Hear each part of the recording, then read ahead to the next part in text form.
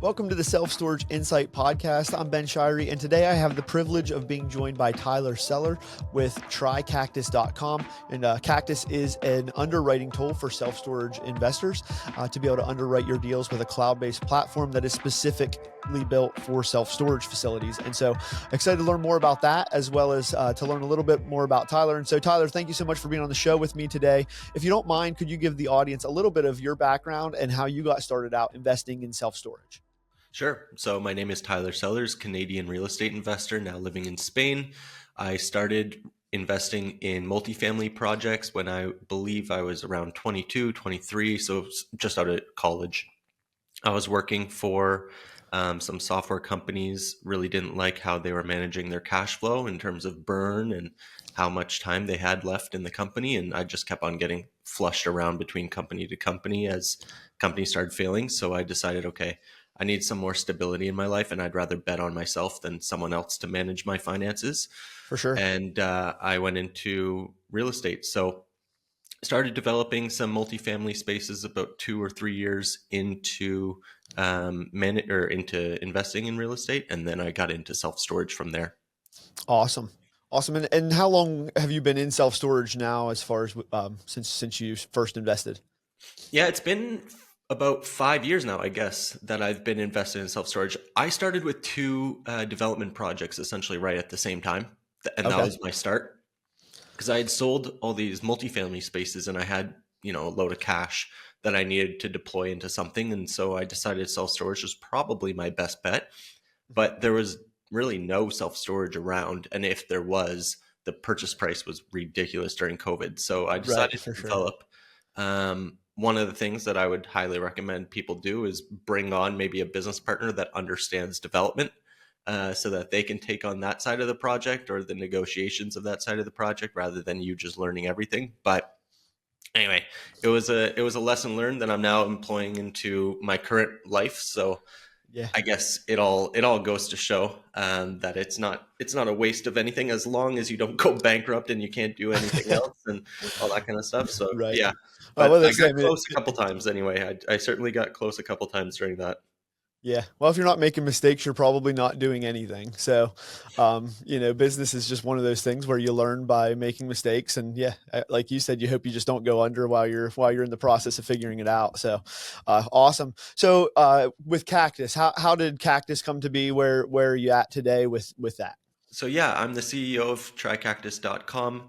And what we do is we do financial underwriting for real estate projects, typically in self-storage for now. So essentially what you can do is you can drag and drop in your rent roll. We'll automatically create your unit mix. You can drag and drop in your P&L, and we can forecast out your cash flow for the next holding period that you're expecting, and then calculate to your investors and your bank your returns on your profitability. But then also be able to enrich some of that data with market data from Radius Plus, StoreTrack, and some other providers as well, such as the FBI for crime data and demographics from the census. So in each area that we work with, you can just put in a project, and then we'll start enriching that data for you. And you get a nice little presentation at the end to be able to send off to the bank and your investors. But then also, I guess you can create an LOI in Cactus as well, which is kind of cool. I think one thing that it does for me is it just kind of simplifies and speeds up my underwriting processes now that I'm starting to look into acquiring some more. So yeah, it's a good little tool that we've created, and we're constantly expanding it to work with some of the bigger groups now. Yeah. Awesome. And so outside of Cactus there, I mean, a lot of people are still doing this in Excel, and they're doing a lot of manual processes to figure out all of these numbers and to make sure that the investments make sense. How do you guys kind of compare, or is Excel users your biggest target market, or how do you guys kind of compare with Excel? Yeah, I don't think that we typically go out and look for Excel users. That's for sure. I think that just most people are Excel users because they're not going to pay $5,000 a month per seat for something like an Argus tool, which essentially is just like I don't mean to throw mud on people that have never thrown mud on me, but it is pretty outdated, or at least, it looks outdated. Mm-hmm. And now that the newer generation is coming into the commercial real estate space, they're expecting tools. I mean, we grew up in our cereal boxes to have video games in them, right? So we're kind of expecting tech to be good and in our daily lives, and that includes our job, and it includes for sure underwriting now. Yeah. So with Excel users, I mean, yeah, you're looking at a rent roll from, let's say, an on or off market deal, and you have 150 units that you have to manually input to that rent roll, and then create or draft up your own unit mix, or manually, 1+1+1. So Yeah. what we're essentially doing is you just drag and drop, and we do the analysis, and then we enrich it with market data to be able to say, yeah, this is the kind of rent that you're getting per square foot currently on this unit mix. However, this is the market data. So if you invest in this project, expect to see less cash flow potentially than what they're currently getting today, even though the occupancy you might be able to fix up, but you won't be able to get it per square foot at the same rate. So it's just that level of insight that we're trying to provide that Excel obviously just can't. Right. Excel is really great at customization and creating your own model, but that's something that we're also doing now as well, where you can template out based on all your variables. So yeah, I'd love to see people give it a try and give me some feedback on it as well. Yeah, for sure. And we'll get into the usability of it a little bit more here in a minute. I kind of wanted to just stay on the efficiency between your software versus Excel for a moment, and kind of dive into maybe at the accuracy side, right? So with Mm. data entry, anytime there's a lot of manual data entry involved, there's obviously going to be a lot of room for error. How do you guys kind of mitigate that, or what's your accuracy percentage when you're pulling stuff off of spreadsheets that are being imported versus manual data Yeah, it's a great entry? question. Right now, we're at over 98%, which is above a lot of the LLM models that you see from ChatGPT or Gemini or whatever. So we're seeing some really good results there. To be fair, though, it could be 98% of the wrong data, right? So if you Right. give me, I don't know, eh, I need your total potential rental income, right? And then you Mhm. give me your month one income for rental income, but it doesn't say month one, it says total rental income. It's going to Yeah. read that as if that was your total annual potential rental income, of course. Right. So it just depends on the level of data that you're able to give me. Now, OMs are generally the same information every single time, and so we are pretty well 100% right there. Mhm. Um, with P&Ls, almost the same. As long as you're using accounting software, we have really good results from that. T12s, just the same. But it's when it comes from, let's say, an off-market deal from a mom and pop, and they just put something like a rental income, and they only counted 1 month. Our system will read that correctly, but correctly is Yeah. also wrong. So Right. it's just that's Yeah. why we tend to see some questions. But something that's interesting now that we're seeing from users is they're throwing in management summaries from their PMS, from their property management software, and those management summaries, of course, are month to month, right? So they'll get a management summary with a year to date, but that year to date only means from January until now. So it could Right. be 3 months of income. It's not the full 12 month of year. So the Mhm. system's actually quite good at knowing that now, and Okay. being able to fill in automatically for you what the 12 months would look like forecasted. So yeah, Okay. pretty Very cool. cool. Yeah, it's Yeah. stuff that obviously Excel just shouldn't do. Right. For sure. And I mean, on the flip side, as you were saying about the usability side, Excel is very customizable, and you can do pretty much, I mean, you can do a ton of stuff in Excel. However, the learning curve to get there is you have to have a pretty decent technical background in terms of formulating the way that these are going to pull these calculations. And Yeah, there's a ton of room for error there. There's also a ton of time investment in learning the program so you can build out an underwriting tool that's actually going to correctly model out the business. And so it is a level of experience that most self-storage investors don't have. Unless you're working through an accounting group or somebody and they're building the model out for you. I mean, I remember the first business that I got invested in and that I was working with. We were doing all of our projections and everything through Excel, and I spent, I mean, I spent weeks learning Excel formulas and figuring out how to do everything correctly. And so it's not something that you can just kind of pick up and play with and get anything right. You know what I mean? So as far as the usability within what you guys are doing with Cactus, how much of a learning curve is there for somebody to pick it up and try it? Yeah, I still think that it's important that you take those weeks to learn how to forecast yourself. Um, we're not gonna like our whole idea is that we make it faster and we make it more efficient and we make it smarter.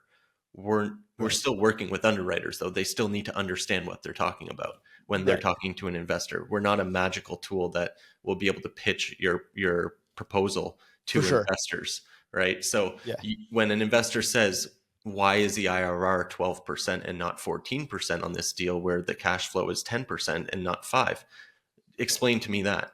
And you'll Yeah. have to explain why those numbers are exactly that. We For sure. won't do that for you automatically, right? But we will be able Right. to find that out for you.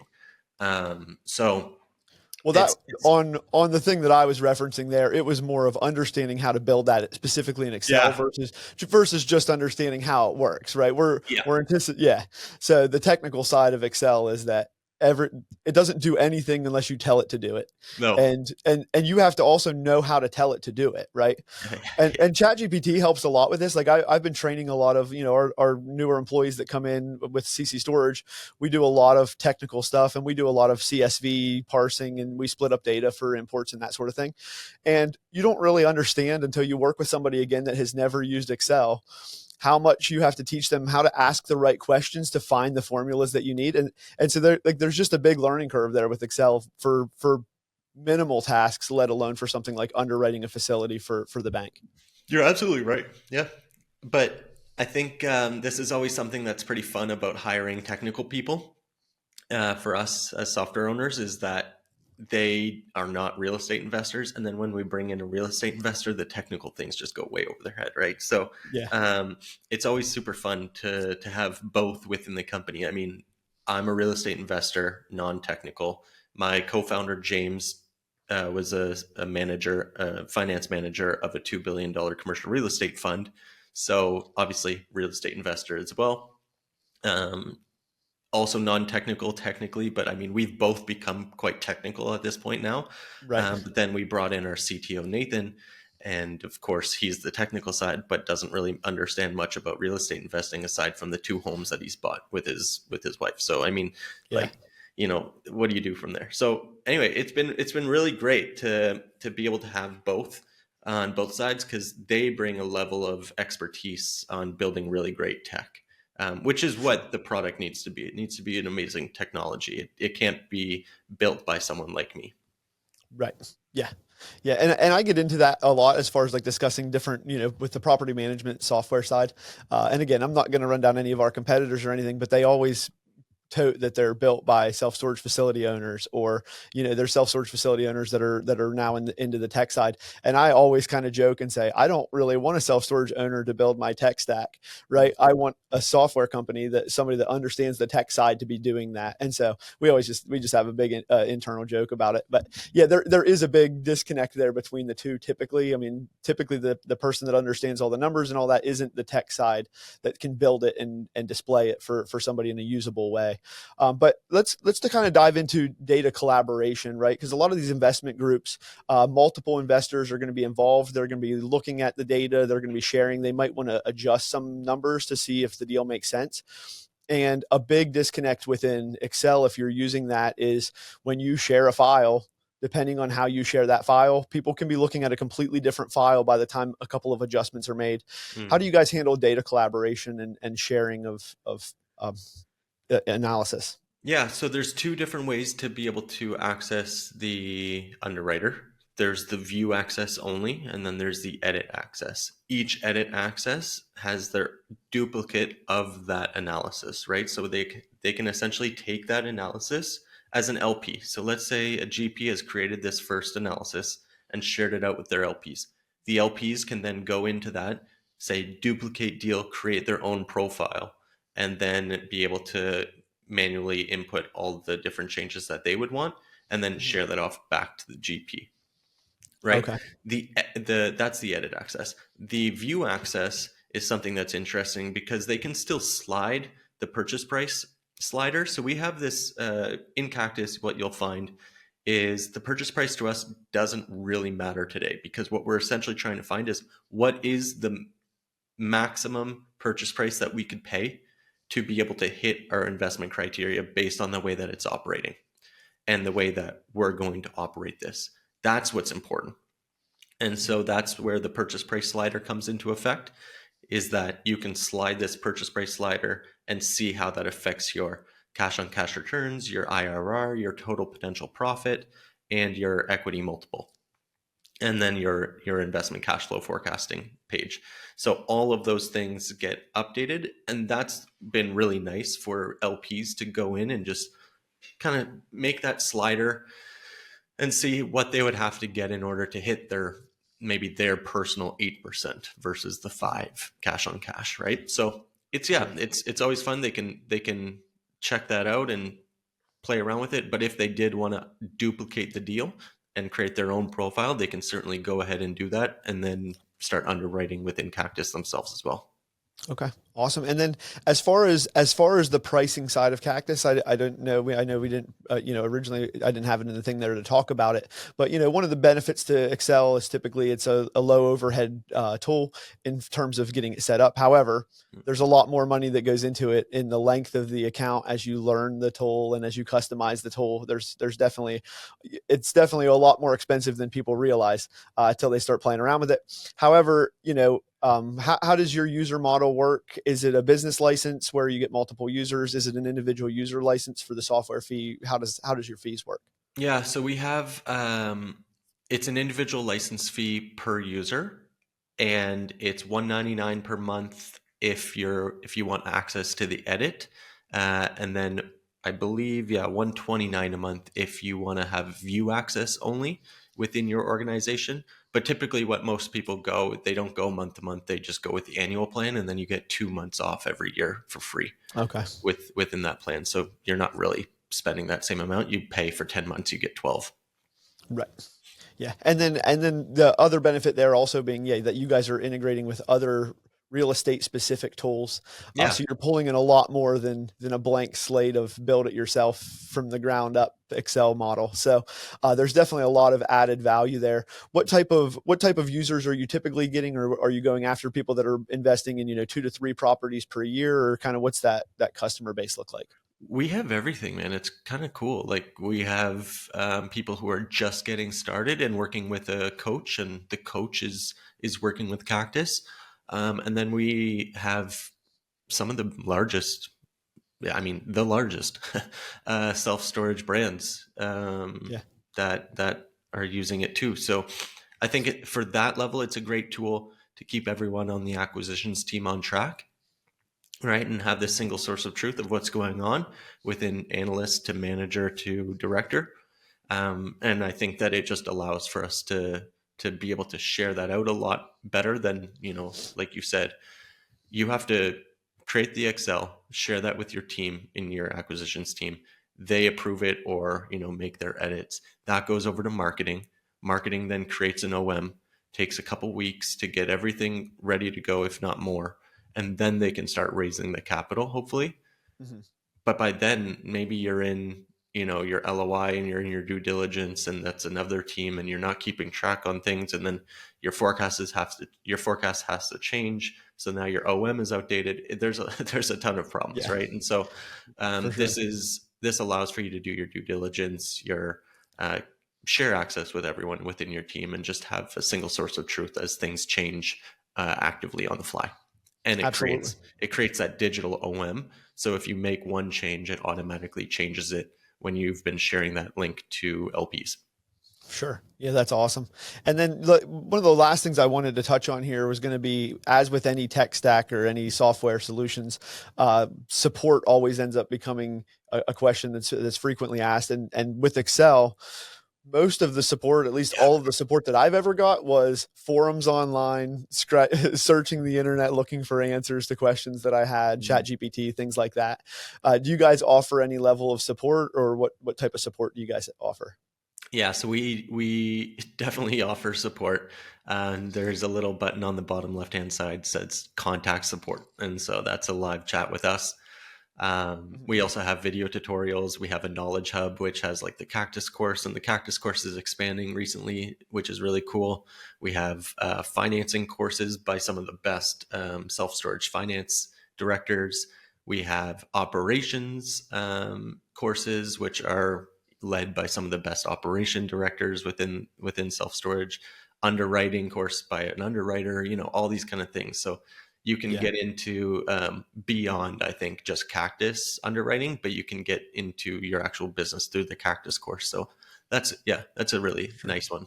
Yeah, that's awesome. Yeah, and then the educational value there obviously is worth a lot of money as well, in terms of offering the training courses and things like that to other assets of the business, or segments of the business. Yeah, we don't want to charge for the Cactus course. Certainly not yet anyway. I think it's just beneficial for the industry as a whole to have this information out there. I mean, this is like the whole model that I had against my university was like, I'd rather just be on YouTube right now watching the best person in the world talk about this, you know? Right. So that's kind of the model that we're going after, is let's give the value out, because I'm not going to charge, $12,000 a year for this course. But there are really good coaches out there that will charge you the $12,000 a year to really actually get your business up and going, rather than watching a YouTube video and hoping that it works. Now, it worked for me to watch YouTube videos and podcasts like this to Mhm. get kind of my step my step in the door, and be able to, or my foot in the door rather, and get myself out there and invest into real estate. But you know, I, I think I knew of a market that was really easy to understand and really easy to start at the right time. I invested in a sub B market, I guess, Okay. maybe a B market in Canada. And it's where I grew up. I just wasn't living there, but it was where I Yeah. was growing up. And there weren't that many people interested in investing in that market, but I knew the potential of that place because I grew up there. Right.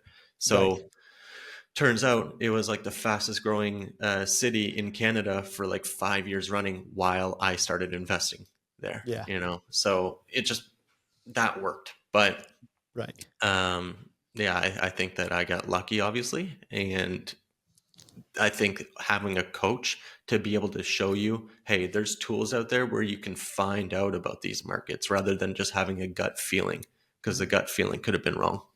Right. For sure. Yeah. And the coaching, I mean, everybody handles that a little bit differently. There are people that need more hand holding and more motivation. And, so everybody just handles it a little bit different in terms of what level of coaching that you need. And if you're super self-motivated and you don't need that level, but you need to just find information. So it's really, there's not a one-stop shop or a one size fits all type thing when it comes to coaching. And so that's why the market is so spread, I think, on how much some people charge for it, and they get clients. And so, but yeah, awesome. Well, awesome to learn about your business a little bit more. I'm super excited to try it out. Is there, as far as somebody looking to get started or looking to check it out, what's the best way to either get a hold of you with questions or to sign up? Yeah, so they can go to trycactus.com and either look at the demo and sign up directly through there, or they can easily email me at tyler@trycactus.com and we can schedule a demo. They can also schedule a demo with me through the website as well, right? Okay. But yeah, very happy to take a direct email from anyone and Awesome. see how we can help you.